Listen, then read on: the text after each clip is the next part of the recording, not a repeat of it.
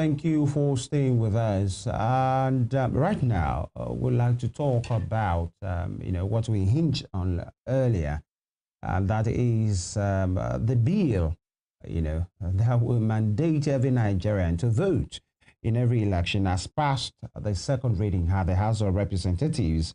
Is seeking that everyone of voting age, that is from age 18 and above, will be mandated to vote in every election. What's supposed to be civic duty, as a Nigerian, will now be made mandatory, compulsory, if I might use that word, and that's the way it is. And the bill was sponsored by Tajuddin Abbas, the Speaker of the House, and was debated extensively during yesterday, that's Thursday's plenary session, before it received overwhelming support to proceed to the next legislative stage.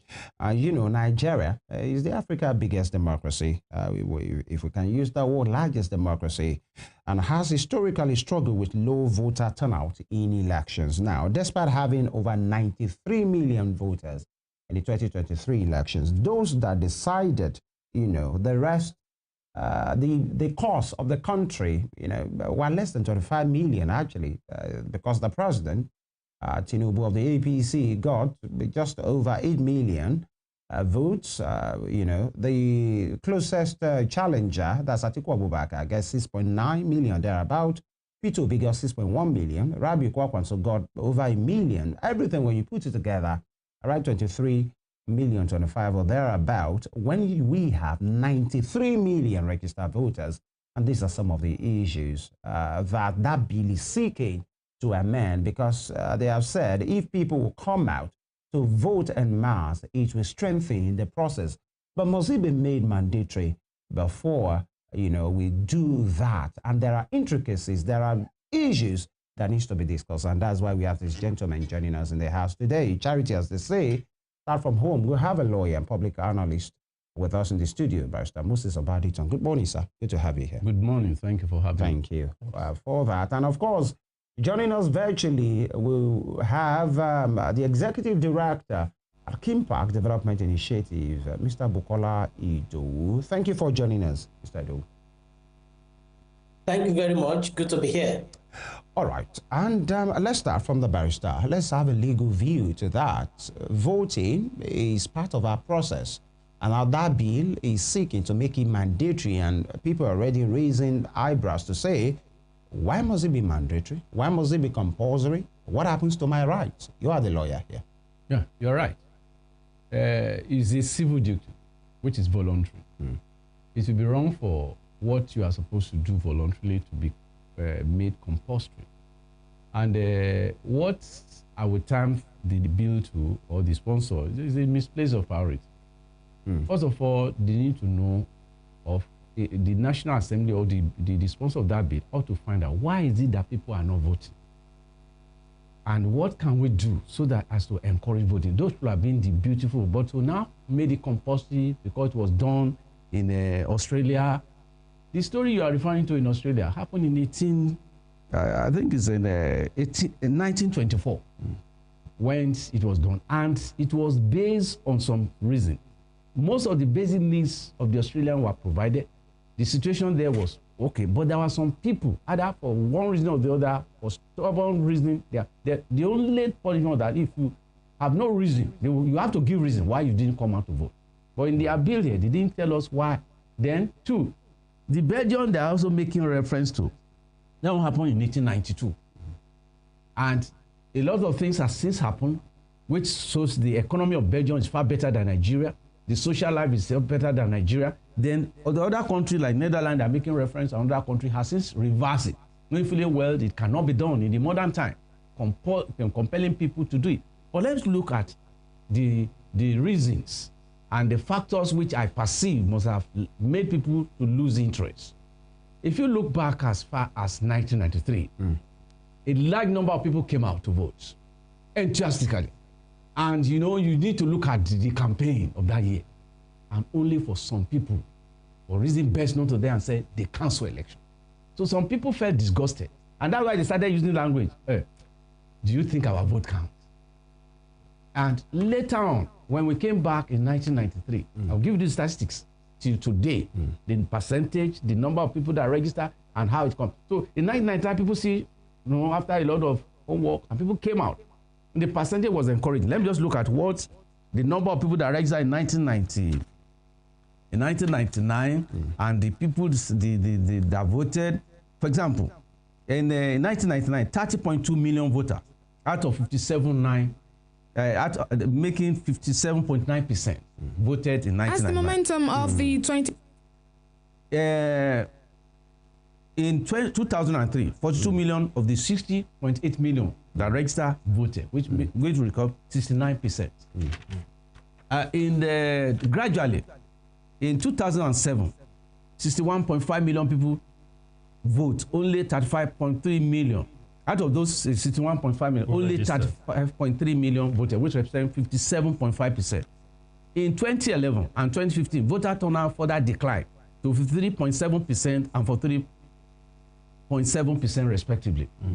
In 2019, 82 million eligible voters, but only 28.6 million voted, which represents 34.75%. That's a decline. If in about 15 million voted for the President Muhammadu Buhari in 2015, and which is a decline too. In 2033, 93.4 million Nigerians registered. 87.2 million collected their voters' card. Then only 24.9 million voted, representing 27%. That is a decline. The worst scenario happened in 2023. Regrettably, out of the 15.6.70 that voted, in contrast, the president that won only scored about 8 million, just as you have stated, which shows that the number of people that even voted in 2023 is worse than the one in 20. The worst ever. Worst ever. 27%. 27%. Then I want us to do, because I want to call, I want to contrast with what happened in Western country, just two countries. In Starmer, Keir Starmer, that's the United Kingdom Prime Minister, in 2024 recorded 60% of the vote casted. In the United States, Donald Trump wrote to the White House in November 24, holds 3.7% of the voting. So if you look at all this one, then you just oppose it with those two countries, with their social life, with the rights of people, the scenario of voting. For example, in United Kingdom, it's over 100 years that people go to election tribunal and say, I do not agree with that the way. But in a situation our own, I think from 2003, there's already been agitation of, no, that vote was not prompted. Do you know why? When you put somebody who is a vote card carrying member to be an umpire in election, it's human being. The element of bias is just like making Femi to go and officiate as maybe an umpire in a football involving Osun and Lagos State, maybe academicals, and he's the one. He's likely to be drawn to his own state. This as one of the reasons. Then secondly, there's violence prone. In fact, one of the professor of economics said that election in Africa is war. Why? Because the people who are contesting the politician, they see it as an access to power, as access to wealth. All right. So, and that's why you see when something like this are violent prone, people will then not to come out. And then too, it is another thing to get there, and they say due to this one, the modern equipment cannot work, or this one cannot have, and then many other things. So, but when you look at other clients, even in Ghana, even in South Africa, the situation, you can even stay in your office and vote today in some African country. And I think Tanzania had a very beautiful election in recent time. So if we're able to perform, there's no somebody who is going to manipulate, that is happening in, I think it's Taraba or somewhere, where somebody supposed to be the INEC representative for the state, who has announced results before the election is compiled. All right. These are the people why people show lack interest, and then dividend of democracy. But again, Barrister, yes, all these reasons still boil down to the fact that it is evident that voter apathy in Nigeria is very high. From the statistics, the last elections, 2023 elections, was the worst. 27% turnout, the worst so far. It started declining from 60-something%. You give an analysis from 2003 and all that. Now we are having 27% in the last election. So it's a clear case of voter apathy. Don't you think that is what influenced the National Assembly, the House of Reps now, to say, let us make it mandatory? That's why I said, instead for them to look, I've explained what I think are the causes. What the National Assembly should have done, like, okay, how do we solve this one? How do we ensure that whoever is going to be an umpire in our election are not member of us or are not going to be appointed by the president, so that just like they recruited judges through NJC or through, because if you look at the former Chief Justice of Nigeria, who look at the election crisis during the 2007 Justice Wise report, has given reason on situation or report of how to go about election that we can arrive at a good result. So if I happen to be him, I won't make it compulsory. I will look at those, the nitty-gritty, the causes of the decline. And one of the causes of the decline is this bias umpire. Secondly, rigging. Number three, the people not having dividend of democracy.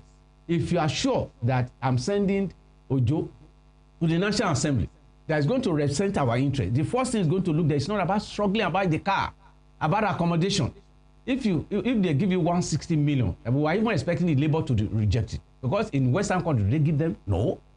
In America, once you are appointed as a senator or whatever position you are, they give you just an office. That office serves as your accommodation as well as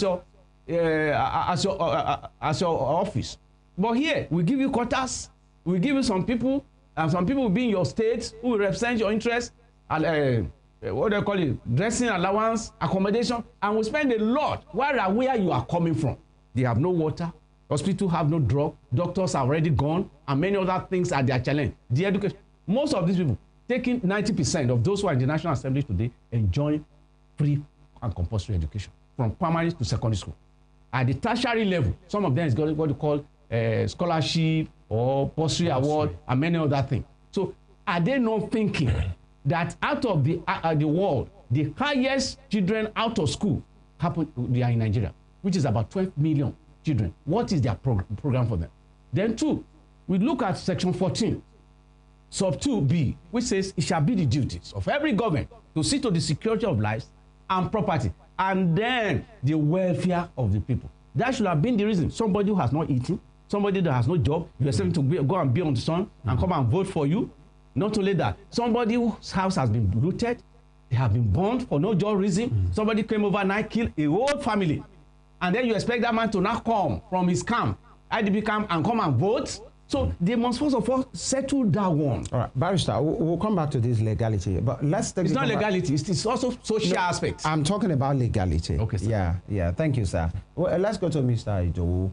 And you have been on the field, you and your team, 4 years, observed, both locally, nationally, internationally, how things are done. But Honorable Tajudeen Abbas is saying, this voter apathy and what is happening, we need to address it. And maybe this bill, in good conscience of ease, might address all of these as well. What is your impression when you saw this? And do you see it working beyond the politician bringing a bill? Yes, everybody must come out, and that is what he's seeking through this bill. Do you agree with him? Well, when I got the news, it's actually very funny and laughable. And my position is that you have people in the National Assembly, most especially the House of Rep, who, for lack of want of word, are ignorant of what is really going on in the electoral process. Number one is this: let's tell ourselves the truth. Everybody in Nigeria, if you are of voting age, participate in the electoral process. Everybody. Now, what the learned lawyer have said, roll out the data of the actual people that come out to vote. Now, the question is, the people that did not vote also voted. And that is one thing you need to know. Only that they chose to express their voting by not going to the polling unit. Now, what do we need to do? We need to look at the reason why people are not voting, going to the polling unit, why people are abandoning the process, and why people are saying, hey, what you are doing, and because not voting you are communicating that, look, I am not interested in this process. And what they need to do is to find out exactly what is going on. Now, let's go back to this issue of compulsory voting. They cited countries at which voting happened. Compulsory voting happened. But they don't also talk about what we observers have seen in that country that they are battling with. And that is a country that have a lot of infrastructure. Now, one of the things you need to know, of course, there are benefits of compulsory voting. Don't let us look at the negative side alone. In terms of when you look at participation, the legitimacy of whoever occupying a political office. So, for instance, when you look at the three leading contestants in the 2023 election, you look at the President Bola Ahmed Tinubu, you look at former Vice President Atiku Abubakar, and then former Governor Peter Obi. Now, Tinubu won the election with 8 million votes. Now, when you put the total number of the vote of the opposition together, you will notice that majority of Nigerians rejected Tinubu more than the people that voted for him. And that is what the statistics says. Yeah. Because put the total vote of the opposition together, it shows that more people rejected that particular president than the people that accepted him. So that call for the legality of his status as the president.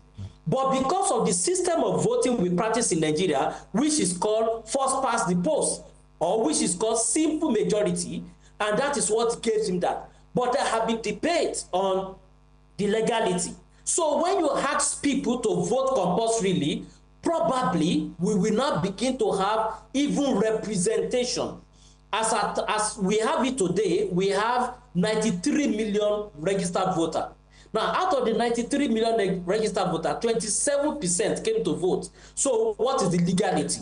So, but by the time you make it compulsory, maybe the entire 93 million will come out and vote. Maybe the winner, eventually, we have more votes than the vote of the opposition. It's possible. All right. No, so that is one of the advantages. However, the disadvantage is more if the basic things are not being put in place. And what are the basic things? Number one, you need to reform INEC. You cannot go into election with this INEC that the public trust is high with this present INEC and expect higher voter turnout. Do you even know, you are even looking at the 27% as the worst in the country. That has not been the worst in the country. Governorship election of Anambra in 2021 that brought in Soludo had 10% voter turnout in the state. 10% voter turnout. So the people that contested the election shared the 10% voter turnout. So that is telling you how this trust has been declining. So when you're not coming with compulsory voting, without looking at some of the things I want to quickly mention now in just a few seconds. Number one, you can't talk about compulsory voting if you have not reformed your law. Who appoints INEC, chairman, and the rec? Are they political office holder? If you have not settled that, you cannot talk about compulsory voting. Then number two, you cannot talk about compulsory voting if you have not solved the voting infrastructure within the country. So as it is today, we have an archaic and opaque and manual infrastructure that is making things to be prolonged. Let me give you an example. Do you know, go and check the video of anytime you want to, they want to declare results and they are collating at the national level. You will find out that in 2 days, they are still expecting votes from Plateau State. That is even closer to Abuja. they are still expecting votes from Rivers State. So what that tells you that, look, vote transfer is manual and people still travel by road, by flight, to come and submit votes in Abuja and tabulate it. So if you don't have an electronic process to do this, you cannot imagine. Let me tell you, let me give you a statistics today. As of today, the number of people, number of citizens in Nigeria over 18 years of age is 51%, translating to 122 million people. So you are now going to ask 122 million people to vote. That is if they want to vote today. But more people will join that by the time we get to 2027. So you are likely going to be looking at 125 million people to vote with manual collation. Then you are likely going to have 1 week, 2 weeks, we are still there. We are still there. And this is where you are still dealing with NURTW handling your logistic, and they don't even have enough. We are talking about late commencement of votes. So, and these are the issue. Then one big elephant in the room that people don't talk about is this. In those countries you mentioned, when this thing was at its peak, what they are dealing with is the number of invalid votes skyrocketed, because you make voting compulsory for people to come and vote. You say, okay, yeah, I am not interested. The thing is still do this, but because you are forcing me, they will come out and vote and begin to void their vote. All right, Ms. Aido. All right, so these are the things you are likely going to be dealing with, and when you come into compulsory voting, aside that you are infringing on people's rights. Yeah, we'll come to that, Mr. Aido. Very, very quickly, Mr. Aido, let's talk about legitimacy now. You give an example of the 2023 general elections, where we had about over 93 million registered voters. Only 27% came out to vote. And let's look at the statistics. Those who voted the president who is in power now, he got about 8 million votes. Let's look at the votes of the two major opposition candidates, talking about Atiku and Obi, 6.9 million and 6.1 million. Put together, that's 13 million, around 13 million now, which is far greater than the votes scored by the president, like you rightly said. Again, this is all about legitimacy now. The question is, Mr. Aido, do you see this as a fight for legitimacy on the part of our political class in Nigeria? Because it is becoming glaring, it's very glaring that majority of the people did not vote them into power. So do you see this as a struggle for legitimacy? That's why they're trying to say, oh, let voting become mandatory in Nigeria. So two things. Number one, it is, for me, it is not really, anytime you see this assembly, I think we are in the 10th assembly or 9th assembly now. 10th assembly. Or 10th assembly. 10th, yeah. Anytime you see this 10th assembly trying to pass any law, please look beyond the letters. Because whatever these assemblies they are doing, most times they do it from their personal interest, not in the interest of the country. That is one thing you need to look into. So let me give you a few reasons. Number one, those people championing compulsory voting, this same set of people in their political party have not been able to perfect direct primaries. They have not been able to perfect direct primary. They are talking about compulsory voting. That is number one. Number two, when you see some of these people championing compulsory voting, it is because they have noticed that the opponent coming, the opponent, the person that is going to challenge them, may be richer than them. Because when you have more people coming to vote buying will be difficult, because you are not likely going to buy, you can't buy the entire people. That's an interesting angle you're bringing in right now. Do you understand? Yeah. You said what? I said that's an interesting angle you're bringing in, the ability to buy votes. Okay, let me ask you a question. If 125 million people that are above 18 are coming out to vote, how many people do you want to buy? Do you have that budget? Can Nigeria himself even say 120 25 million people, we want to share 5,000 to them. Do you know how much that costs? So what it means, don't forget, naturally, by the electoral science, naturally, politicians prefer low voter turnout, naturally, because they have smaller budgets. For instance, election is coming next year in Osun. Now, it is easy to budget. Let me just budget for 1 million people. If I can just buy 1 million people, if I can make 10,000 for 1 million people, spread that across the polling unit. If I have 1 million people, I will go straight to Abere. But this time around, you are now telling us, you are now saying over 3 million people are coming to vote and it is compulsory. Then that is going to alter their candidate, their thing. Now, this is now where I'm going. Now, most of the people championing it may not have the financial muscle of their opponent. And that is one of the things to counter that. So, because we have to look beyond the letters. Because you are even talking about, these people talking about compulsory voting, and they don't even have laws in place. We don't even have infrastructure in place. We don't even have, we have not even perfect direct primaries. We have not even perfect diaspora voting. We have not even perfected what we call early voting. We are not talking about compulsory voting. But if you ask me, what they should do is this.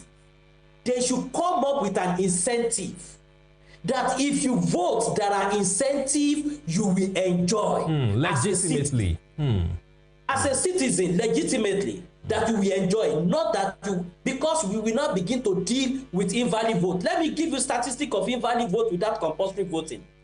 In 2019, the total number of invalid votes is more than the rest of the vote of the opposition. When you take out the vote of the APC, Alhaji Abubakar Atiku, and then Muhammadu Buhari in 2019, the number of invalid votes puts the remaining like about 20-something opposition party. The number of invalid votes is more than that.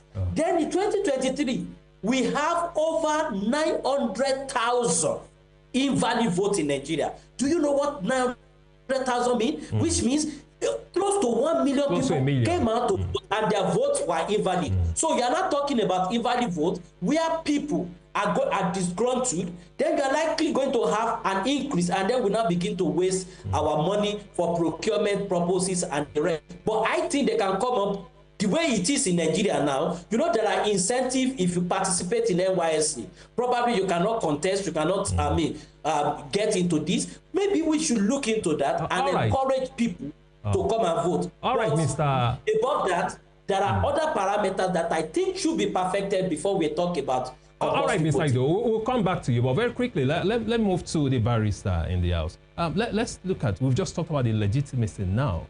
If this bill is passed into law, will it not be infringing on the freedom of choice and expression of the citizens of Nigeria? There are some people who they believe voting is against their, personal beliefs. So if this bill should be passed into law, in what ways do you see it infringing on the freedom of the right to choice and, of course, right of expression of Nigerian citizens? You said it. It will be infringing on the rights of Nigeria according to Section 40 of Nigeria Constitution. And not only that, the fact that it's passed does not mean it's going to see the light of the day. There are many laws in our country. Some people say, why don't you make laws? I say, the laws are there. It's simply because it cannot sail through. So what governments do in other places, instead of compelling people to come and vote, is to look at the causes and to see how they could ameliorate, reduce those factors. So if you now force people on a civil matter to go and do it, they should have studied other countries that have done it, like Belgium, who cancel it, like Netherlands, who cancel such a thing. Because of what? They know it could not sustain, the people could not respond. For example, if you said it is compulsory that somebody must come out and vote, that is if you have access. How many villages are you going to visit? They say people didn't come out. How many? Who will go visit? Who will be there? You pick them there. And when people are angry that they are not going to vote, Will you come easy to come and pick them? Will they allow for communal understanding? There are going to be a lot of negative. So there'll be problems with implementation, even if it is the passed. Implementation, even assuming it is passed, the implementation will be difficult. Because number one, how do you know the number of people? Where is it? Are you going to use the rest to be tracing me that I did not come out to vote? But suppose I'm not in the country. Suppose I've died. This is a country that does not often review its register. So how do you know those who are alive? How do you know those who have traveled? So then, if the few they are going to pick are likely to be maybe political actors who are protesting because they knew their vote does not count. So legitimately, people will go to court. Wow. And even the civil rights already telling them it cannot work. That's against the right of people. Have a choice. And even like Riley said, there's some religious group who does not vote. And you cannot force them. And they are all over the world. So these are some of the things those who are making the law do not see. Or maybe if they see, they just ignore it. Let's try it. All right. And if you try it and people they refuse to respond, so how many people will send to jail? That is it. All right. We still have a lot to talk about, especially the legal angle and the rights. But then we have to go on a break right now. But then, so that when you come back, you answer that. One will say the law is grand norm and it supersedes every other law. So, either it's a religious belief or a personal belief, the law is the law. And the law can always be reviewed. If this sails through, just say, if it sails through and this becomes a law. Now, those rights, because you have always said, lawyers always said, these rights are not absolute. Right. The moment the law accommodates it, what happens to people's beliefs? What happens to religious beliefs? But those questions will be answered. That will be after now.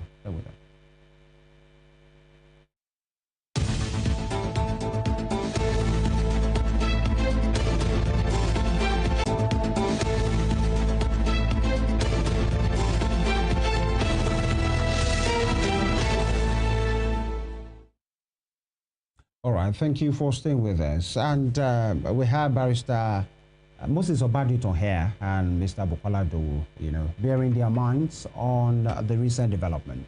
Now, Barrister Moses Obaditon, now, if this is considered now and it sails through, just saying, and there are people with religious beliefs, personal beliefs, that voting is not their thing, they don't believe it. So will that still amount? Because once the National Assembly passes it and the president assents to it, it becomes a law. So which one supersedes? The Constitution.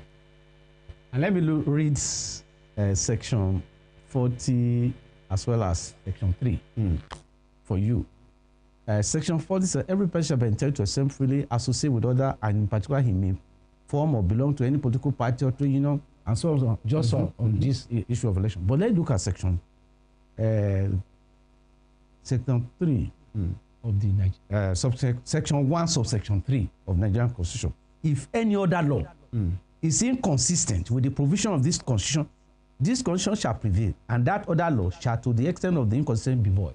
So the Electoral Act is another law. It's not superior to the Constitution. So that is why people will challenge them. That if you now said, because you want people to do election, you now have an Electoral Act. And your Electoral Act, everybody must participate. Everybody must vote. And then now, just give me the freedom, the association, that if I so desire, I may not vote. And that is inconsistent with the Constitution. So if they are going to do it, they have to amend the Constitution. And to amend the Constitution, it has to involve all the 36 states of the country.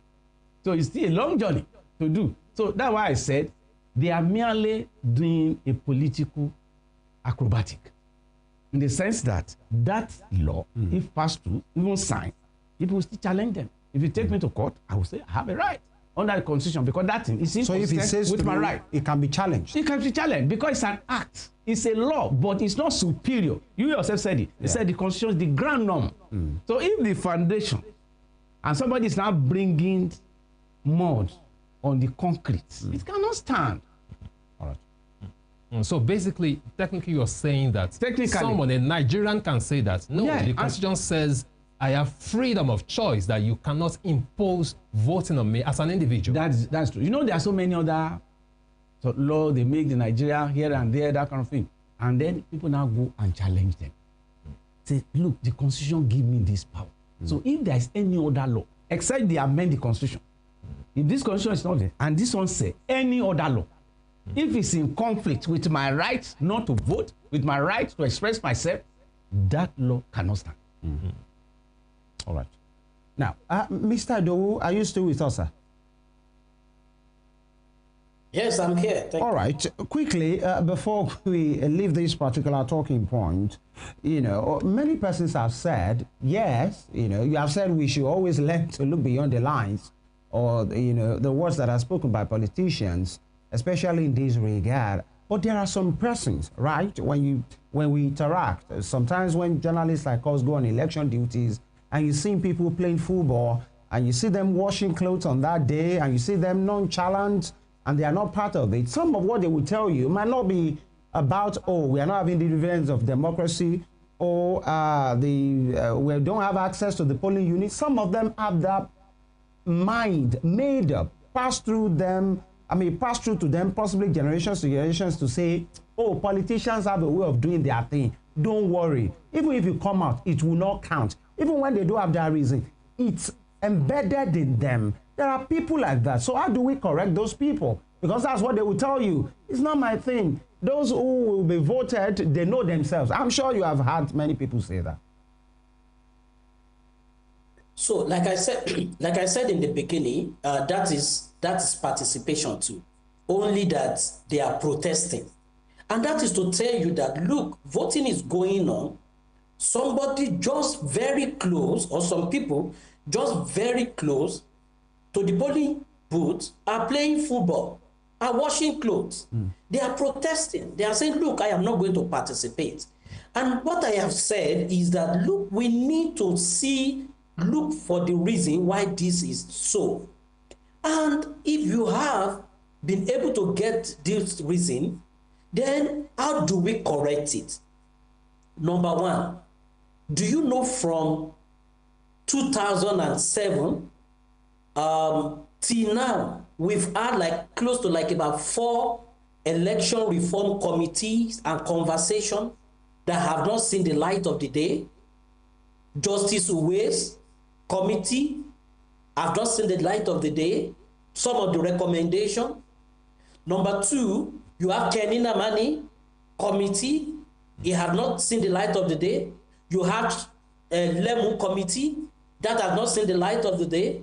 You have the Constitutional Conference Committee, on election, that has not seen the light of the day. And so when people see all these things, it shows that government is playing lip service.